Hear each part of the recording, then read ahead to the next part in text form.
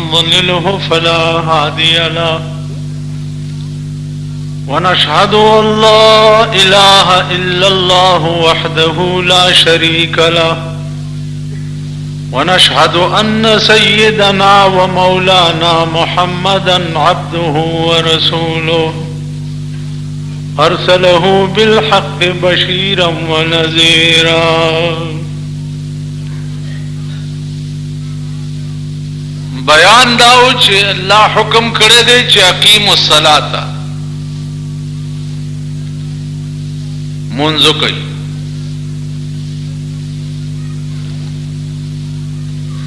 اوس دا وزن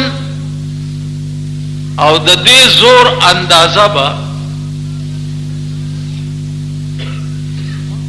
په دنیا کې خو د خلقو ته نه لګي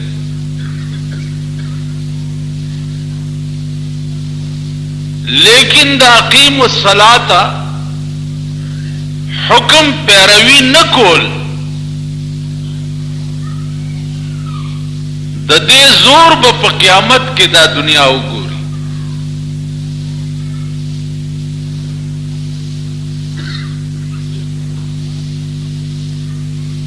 او دومره زور به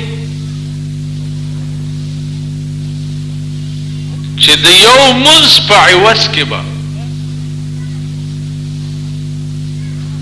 او یا زرا کال سړی په جهنم کې پروت دی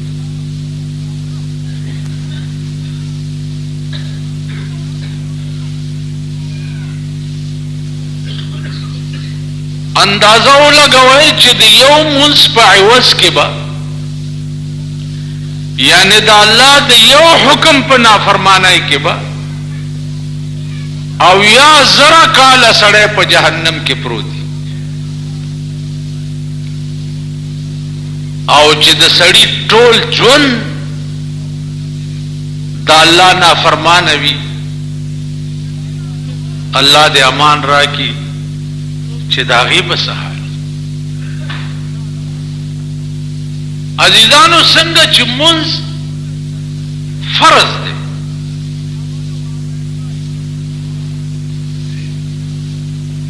فرض دا معنا ده چې دا قطعي حکم دی بس دا بکې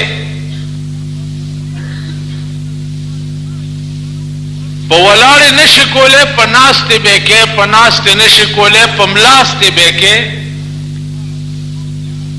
په اشاره به کې خو کې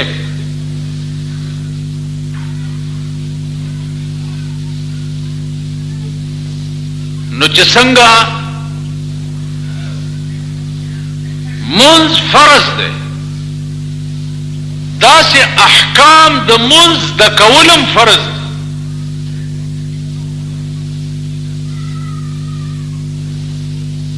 ضروریات د منځ چې دي دا زده کولم فرض دی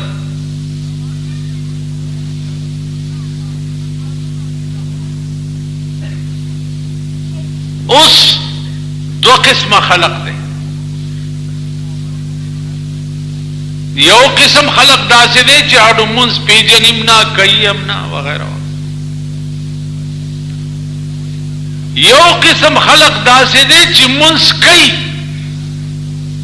لیکن هغې ته احکام د منځ نه ورځي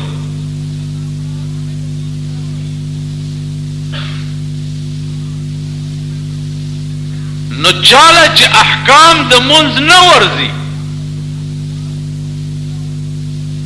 نو د دوی منځ ناقص دی ځکه چې یو فرض خود ته پوره کې او د بل فرض د جرم ارتکاب کې لګیا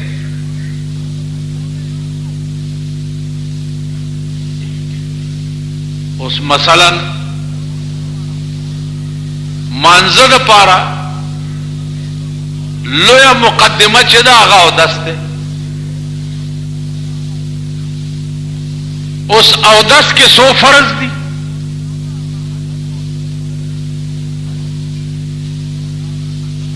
دا عام منځګزارو ته نه ورځي اودس کې فرض څو دي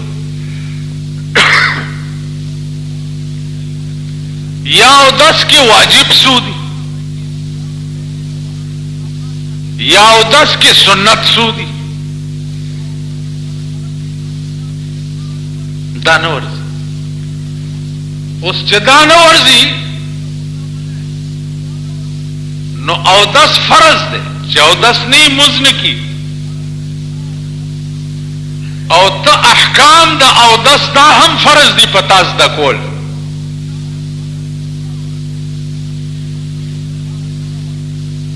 نو د یو فرض خو ته مرتکب شوی، بل فرض ته تارک شوی، تا نه ده زده کړی نو د هغې به سزا تا ته ملاوي. نو احکام د اودس چې دي دا هم فرض دي. د هغې تفسیر قرآن کړی.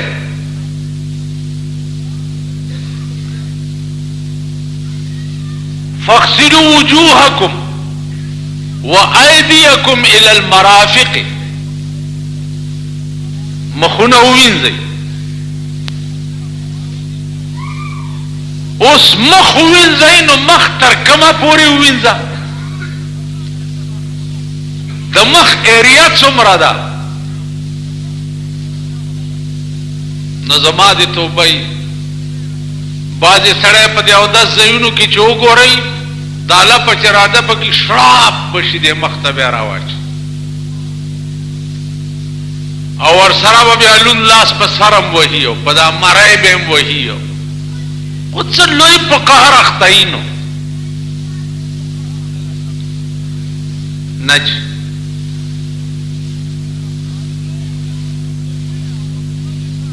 یو لوټه اوبه په یو لوټه اوبو باندې استنجا هم کیږي او په یو لوټه اوبو باندې اودس هم کیږي.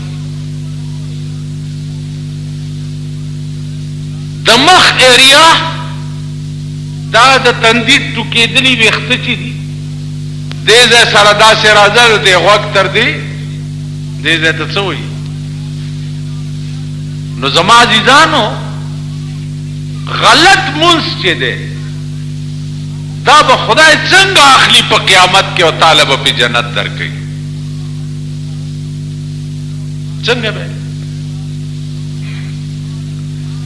چې ستا مونځ غلط دی، ستا اودس غلط دی، بلکې دنیا په غسل کې ګرځي، دنیا په غسل کې ګرځي. په غسل کې کم سیزونه فرض دي دا ښځې او نر پې پوه نه دي. تاسو تجربه وکړئ، زنانه چې لامبي د هغې سر کې کمسۍ وي او د سر د پاسه اوبه واړئ په ځان باندې او جامې واغوندي. اوس مسله څه ده؟ مسله دا ده چې ښځه به په سر دومره اوبه اچي چې د سر د ویښتو بیخونو ته اوبه ورسي، د ویښتو دننه بیخونه لامده شي.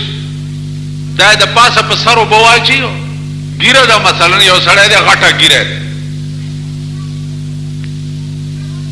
او ته غسل کوې نو لون لاس به په دې مخ او ګیره کې وهې چې دا د مخ سرمن دې لمده شي.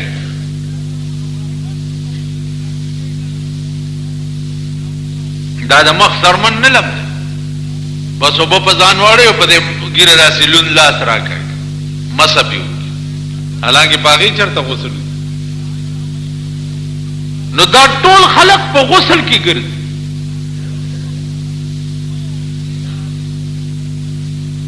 منځونه په غسل کې کوي، ځکه چې د اودس او د غسل طور طریقه نه ورځي. زده کړې نه ده. تاسو د مولاتوب دنیا ته کراشئ، د اودس او د غسل او د منځ فرائض په دې باندې سونه کتابونه ډک دي، سونه. زه خدا وایم چې هر یو مولا هم پې نه پوهېږي.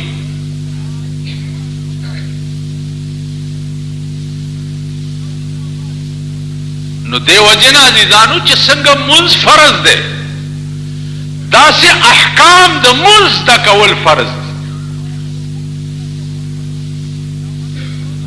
نو احکامو د منځ کې یو اودسم،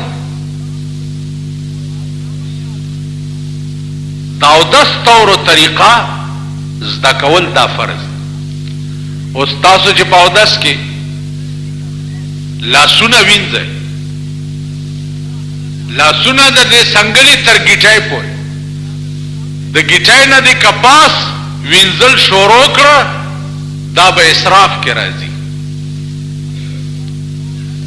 خپې چې وینځئ نو د خپې تر دې خنګري پورې، دا د خپې دا ګیټای چې ده تر دې ځای پورې وینځل چې دي، دا دومره ایریا د خپې دا فرض ده.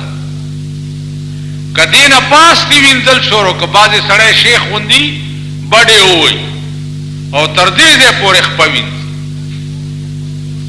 نو په اودس کې تر دې ځای پورې چې خپه وینځي نو دا اسراف دی. مخ د دې غوږونو دا نرمي چې دي دې ته نرمي وایي، ښه بوسخکی ورته نه وایي، نو کڅوړی ورته وایي. د دې نرمو او د دې اریې ترمنځه د دې زنې نه 1 انچی لاندې دا ایریا د مخ ته دا دومره حصه به وینځي، دا به لمدی او دومره به لمدی چې 1 ساس کې یا 2 ساس کې اوبه ترې پرېوځي.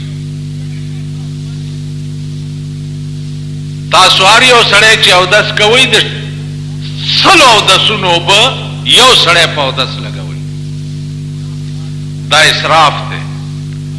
او کم سړی چې اسراف کوي د هغه متعلق پیغمبر فرمایلی دي صلی الله علیه وسلم چې اسراف کوونکی به په لاندې تاخچه د جهنم کې پروت دي.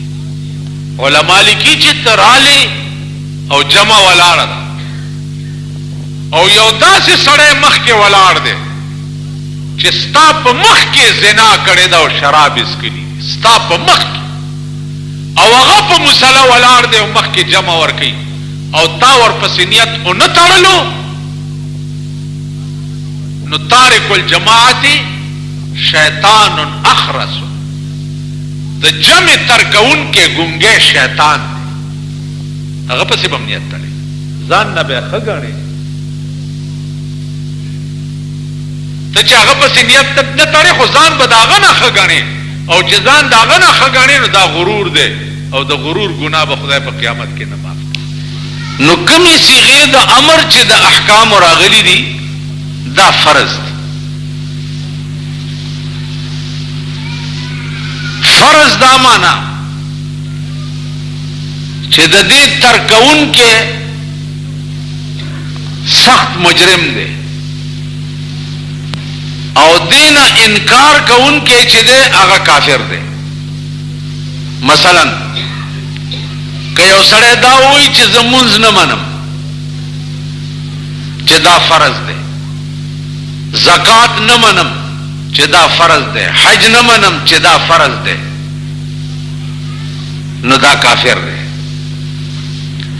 اوس دولت شته او حج ته نه ځي نو سخت مجرم دی، زکات پیسې شته او نه ورکوي نو سخت مجرم دی، مونځ ټیک ټاک او جوړ دی او نه کوي سخت مجرم دی. لیکن دلته مونځ کې د بعض ائمه‌و اختلاف دی. د امام شافعی رحمت الله علیه مذهب دا دی چې بی عذره قصدن یو سړی یو مونځ قضا کی نو کافر شي، یو مونځ د امام ابو حنیفه رحمت الله علیه مذهب دا دی چې یو مونږ سره قصدن قضا کی نو کافر نشي لیکن یفضی الی الکفر کفر ته ورنږدې شي یو مونږ اوس الله دې امان راکړي چې یو سړی کال 12 میاشتې ټکے مونږ نه کوي نو دا غي اندازه تاسو لګاو زما ديدانو یو نقطه بل دلته د خوند واوري علما لیکي چې قران ویلي دي چې د مونږ اثر داده چې سړی د ګنا نه بچ کی دا قرآنی فیصلہ دا ان الصلاة تنہا عن الفحشاء والمنکر منز چدے دا سڑے دا گنانا و دا بدائنا بچ گئی نو دا مقبول منز اثر دا دے چھ گناہ بنکے منزم کے و گنام کے دا دے دا مانا چھ ستا دا منز چدے اللہ تا مقبول نہ دے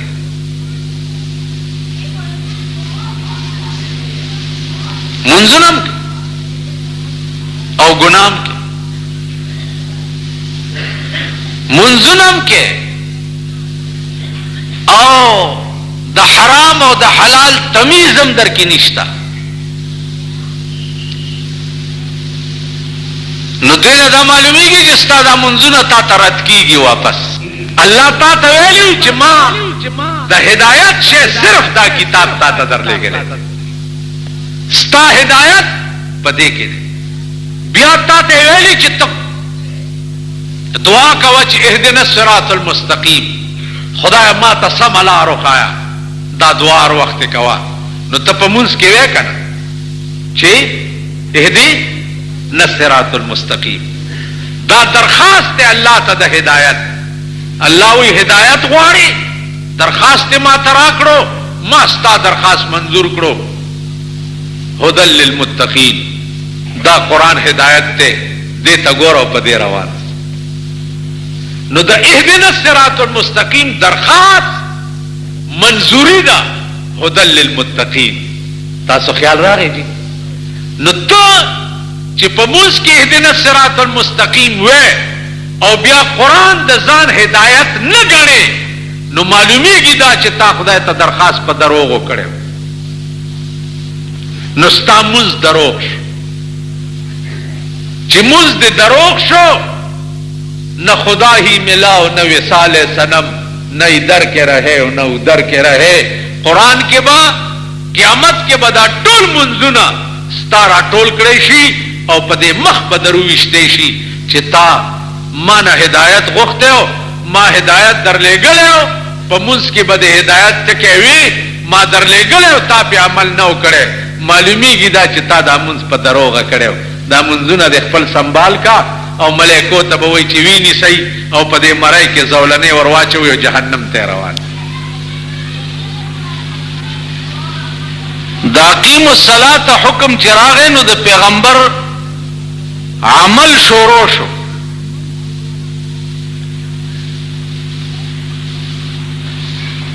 مثلا سحر 2 رکعت فرض 2 سنت ماسپخین 10 رکعت مازیگر سلور ماخام 15 ماسختن نہ د پیغمبر عمل دا شوروش او اغین بعد کم خلق بچ نو وارد مسلمانانو اغی تبا قولی طور پیغمبر دا درس کول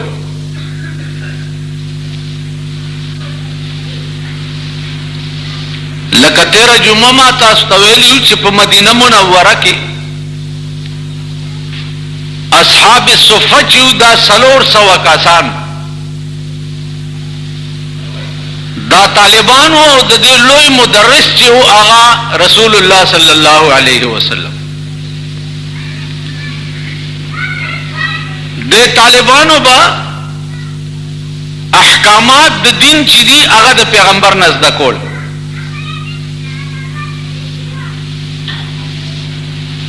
دا شی ډېر زیات مشکل. نو د مونځ متعلق یو و ابتدا د اسلام او یو بیا انتها د اسلام. ابتدا د اسلام کې به چې سړی په مونځ باندې پیغمبر ودرولو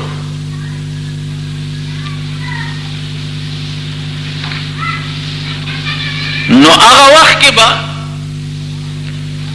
هغې داوی چې صاحب دا خو ډېر ګران کار دی. اوس نیغ به ولاړې نه به اخوا ګورې نه به دې خوا ګورې نه به خبرې کې نه به سلام کې نه به والیک کې. دا خو ډېر ګران کار دی. حضور صلی الله علیه وسلم وقتی طور مصلحتن هغې ته دا اجازت هم وکړو چې تاسو که څه اخ ټوخ کوئ نو بیا خیر دی دې سره څه نه کېږي.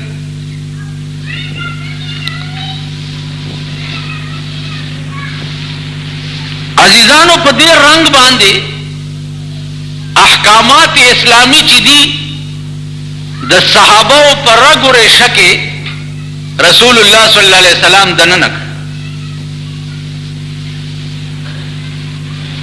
مثلا تاسو چړومبه ودرېږئ نو څه چل به کوئ؟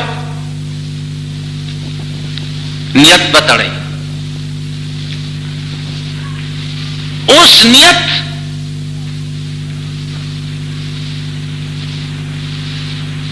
عربی کې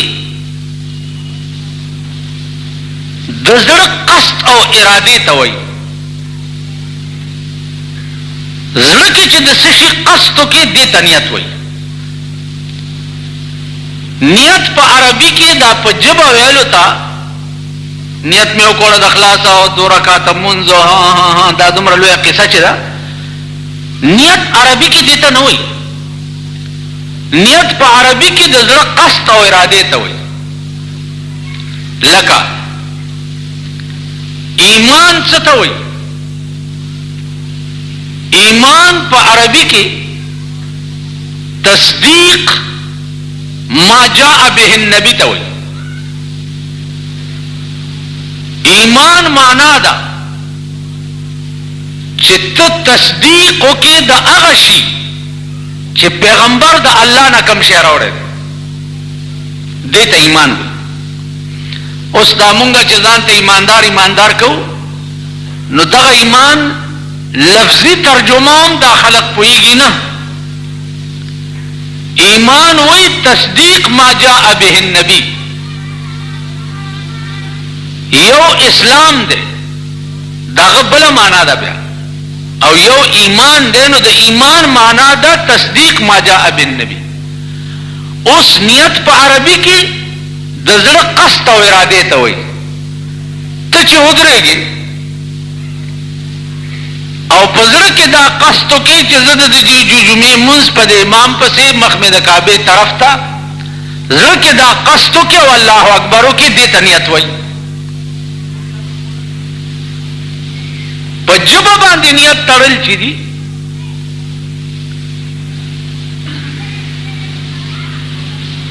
دا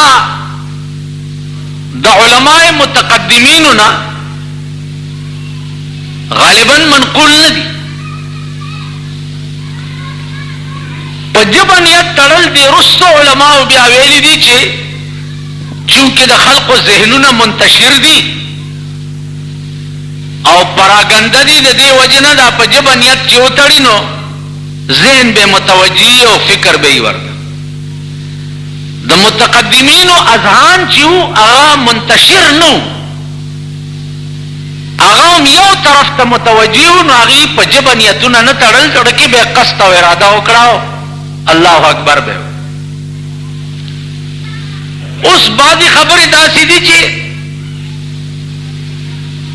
هغه زما نه څوک واوري یا چېرته کلي ملي کې یې ووایي نو څه لویه لانجه جوړه شي او د دې وجه نه دا په ژبه نیت تړل چې دي هغه ډېر ګران کار دی. هغه څه چې ودرېږي او امام بیا یو څه وایي، دی بیا بل څه وایي.